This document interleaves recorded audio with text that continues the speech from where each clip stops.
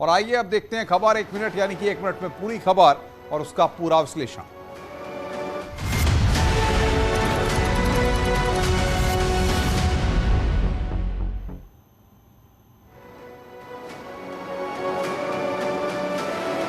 हाथरस में शव वाहन न मिलने पर शख्स अपनी पत्नी का शव कंधे पर लादकर पैदल ही निकल पड़ा। ये तस्वीरें हेल्थ सिस्टम पर सवाल खड़ा करती हैं। जिला अस्पताल प्रशासन की लापरवाही के चलते शव वाहन न मिलने पर शख्स पत्नी का शव कंधे पर लादकर पैदल ही निकल पड़ा। परिजन ने शव को बाइक से भी ले जाना चाहा, लेकिन नहीं ले जा सके। बताया जा रहा है कि कई दिन से बीमार महिला को अस्पताल की इमरजेंसी में भर्ती कराया गया था, जहां इलाज के दौरान उसकी मौत हो गई। अच्छा, आप क्या बताया डॉक्टर ने? डॉक्टर ने बताया अब कुछ नहीं है। कुछ नहीं है। तो यहाँ पे एम्बुलेंस वगैरह कुछ कोई सुविधा नहीं मिली सरकारी आपको? हाँ, तो हमें तो नहीं बताया। अच्छा, तो आप काहे से ले जा रहे हो आप? एम्बुलेंस से ले जा रहे हैं। कौन सी एम्बुलेंस? प्राइवेट ही है। बताया जा रहा है कि अस्पताल परिसर में कई शव वाहन खड़े हैं, लेकिन महिला का शव ले जाने के लिए परिजन को वाहन नहीं मुहैया कराया गया।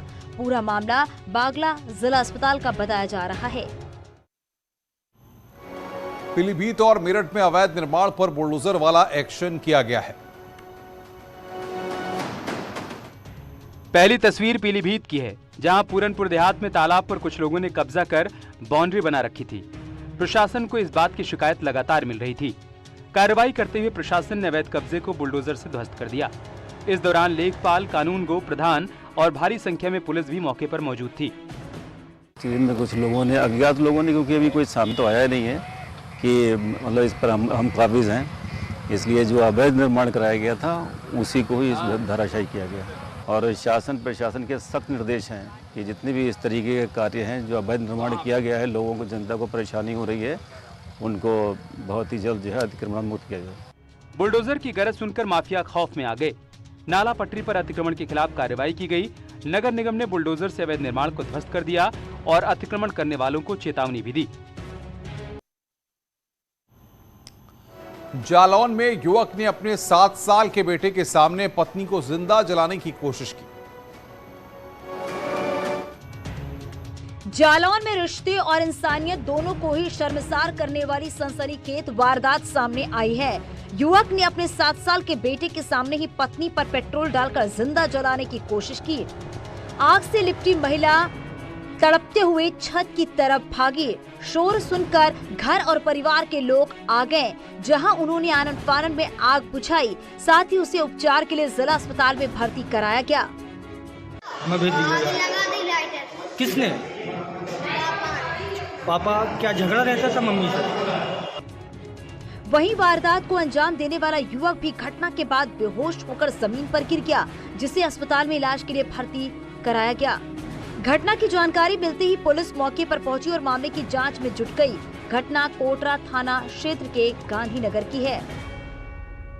जो है जिला अस्पताल पुरुष के इमरजेंसी में करीब 5:40 पे एक एम्बुलेंस द्वारा एक मरीज आया, एक महिला मरीज है जिसका नाम जो है वो पुष्पा 30 साल की महिला है और जिसने अपना पता जो है वो शिया तगा और ककर। कन्नौज का एक भट्टा मजदूर 24 घंटे के लिए अरबपति बना और 24 घंटे बाद रकम बैंक खाते से गायब हो गई।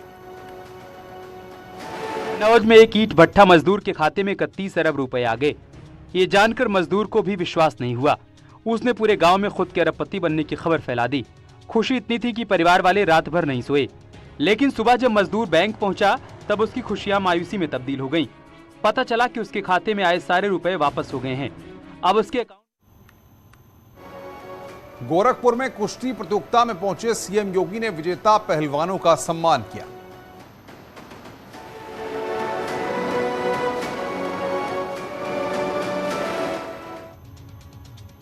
नाग पंचमी के मौके पर गोरखपुर मंदिर में आयोजित की गई कुश्ती प्रतियोगिता में सीएम योगी बतौर मुख्य अतिथि शामिल हुए। सीएम ने कुश्ती देखी और विजेता पहलवानों को सम्मानित किया। यहां नाग पंचमी पर कुश्ती प्रतियोगिता की परंपरा सालों से चली आ रही है। इस दौरान सीएम योगी ने कॉमनवेल्थ गेम्स की चर्चा भी की। सीएम ने कहा कि ये पीएम मोदी के प्रयासों का परिणाम है कि 2014 के बाद खेलो इंडिया खेलों माध्यम से प्रोत्साहित करने का नतीजा सामने है। आप देख रहे होंगे इस समय राष्ट्रमंडल के खेल चल रहे हैं और उसमें भी भारत के जो खिलाड़ी हैं रेसलिंग में उनको सर्वाधिक अच्छी सफलता मिलती हुई दिखाई दे रही है। गोरखनाथ मंदिर में नागपंचमी के मौके पर परंपरागत तौर से आयोजित कुश्ती प्रतियोगिता का उद्घाटन सोमवार को ही हो गया था। पहले दिन 75 जोड़ कुश्ती प्रतियोगिता हुई। 3 अलग अलग भार वर्ग में गोरखपुर केशरी मंदिर प्रांगण में पहलवानों ने जोरदार प्रदर्शन किया। योगी कैबिनेट की बैठक में राम जन्मभूमि जाने वाली सड़क का चौड़ीकरण करने के लिए 700 करोड़ रुपए का प्रस्ताव पास किया गया है। योगी कैबिनेट की बैठक में राम जन्मभूमि जाने वाली सड़क का चौड़ीकरण करने के लिए 700 करोड़ रुपए का प्रस्ताव पास किया गया है। सीएम योगी की अध्यक्षता में हुई बैठक में 13 प्रस्ताव पर मोहर लगी है। इस दौरान 11 प्रस्ताव नगर निकायों के विस्तार से जुड़े थे। योगी कैबिनेट की बैठक में वाराणसी नगर निगम की सीमा के विस्तार को लेकर प्रस्ताव भी पास हुआ है। विस्तार या कुछ नए निकाय बनाने के थे और एक और प्रस्ताव था जिसमें हम नवगठित नगर निकायों या विस्तारित नगर निकायों के लिए एक नई योजना लेकर के हम आ रहे हैं। अयोध्या में श्री राम जन्मभूमि परिसर तक कनेक्टिंग मार्ग के निर्माण के प्रस्ताव पर भी कैबिनेट ने मुहर लगाई है। अयोध्या में शहादतगंज, नया घाट और हनुमानगढ़ी को जोड़ने वाली सड़कों का चौड़ीकरण करने के लिए 700 करोड़ रुपए का प्रस्ताव पास किया गया। श्री राम जन्मभूमि मंदिर अयोध्या धाम का निर्माण कार्य काफी तेज गति से अनवरत रूप से जारी है।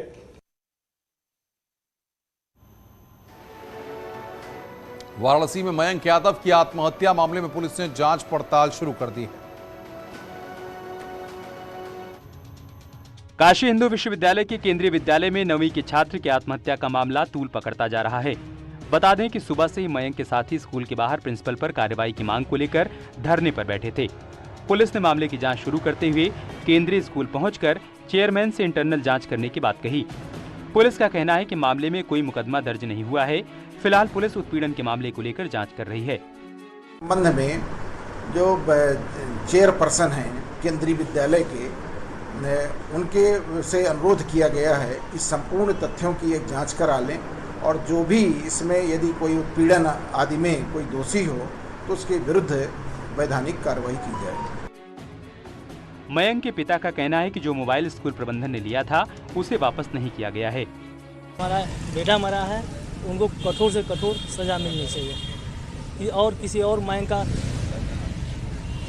इस तरीके से हत्या न हो। मथुरा में बंदरों से परेशान लोगों ने नगर निगम पहुंचकर नगर आयुक्त को ज्ञापन सौंपा। बंदरों के आतंक से परेशान लोग शिकायत करने नगर निगम कार्यालय पहुंचे और सीएम को संबोधित ज्ञापन आयुक्त को सौंपा। बातचीत के दौरान जब लोगों को संतोषजनक जवाब नहीं मिला तब गुस्से में लोगों ने नारेबाजी करते हुए चौराहे पर धरना प्रदर्शन शुरू कर दिया। प्रदर्शन को देखते हुए कोतवाली प्रभारी भी मौके पर पहुंचे और लोगों को समझाकर मामले को शांत कराया। लोगों ने चेतावनी दी कि समस्या का समाधान नहीं होने पर उग्र आंदोलन करेंगे। बंदर है और बंदर वन्य जीव है और बंदर वृंदावन के वन्य जीव है तो इनको वन में क्यों नहीं छोड़ा जा रहा है? और यदि वृंदावन वन है तो इसको नगर पालिका बनाकर शहरी क्षेत्र क्यों घोषित किया गया? इसको वन पर क्यों न बनाया जा रहा? धरने पर बैठे लोगों ने बताया कि बंदरों की वजह से वो परेशान हैं। वे कभी आंगन में धमाचौकड़ी मचाते हैं तो कभी राह चलते लोगों पर हमला बोल देते हैं। बंदरों के हमले से अब लोग बुरी तरीके से भयभीत हो चुके हैं। अलकायदा का सरगना अयमान अल जवाहिरी अमेरिकी ड्रोन हमले में मारा गया। Most wanted global terrorist Ayman al Zawahiri को अमेरिका ने ड्रोन स्ट्राइक में मार गिराया। अमेरिकी अधिकारी ने खुलासा किया कि जैसे वो बालकनी में टहलने के लिए निकला उस पर रीपर ड्रोन से 2 हेलफायर मिसाइलें दागी गईं। अल जवाहिरी पर $25 मिलियन यानी 1.97 अरब का इनाम घोषित था। अमेरिका पर हुए 9/11 हमलों सहित कई आतंकी घटनाओं में उसका हाथ था। अमेरिका लंबे समय से उसकी तलाश कर रहा था। उसामा बिन लादेन के मारे जाने के बाद अल जवाहिरी अलकायदा का सरगना बन गया था। जवाहिरी के मारे जाने को बीजेपी सांसद रवि किशन ने बड़ी उपलब्धि बताई। रवि किशन ने कहा कि भारत में भी कश्मीर, असम जैसे क्षेत्रों में अल जवाहिरी सक्रिय रहे हैं। ऐसे में सभी अल जवाहिरी को चुन चुन कर मारना होगा। ये संगठन सक्रिय है। हिंदुस्तान की जो यशस्वी प्रधानमंत्री मोदी जी की बहुमत की सरकार आ रही है, जो यहाँ पर एक जागरूकता हो रही है, जो तिरंगे को लेकर अब एक जागरूकता, हर घर तिरंगा, ये सारी चीजें इन लोगों को कचोटती हैं और हमेशा उसको दबाने के लिए, उसको ध्वस्त करने के लिए ये संगठन सक्रिय हो जाता। 15 अगस्त के पहले भी ये संगठन दिखेगा, सक्रिय होगा। हम लोगों को सचेत रहना चाहिए। खबरें और भी हैं, फिलहाल रुक रहे हैं एक ब्रेक के लिए। ब्रेक के बाद जल्द हाजिर होंगे।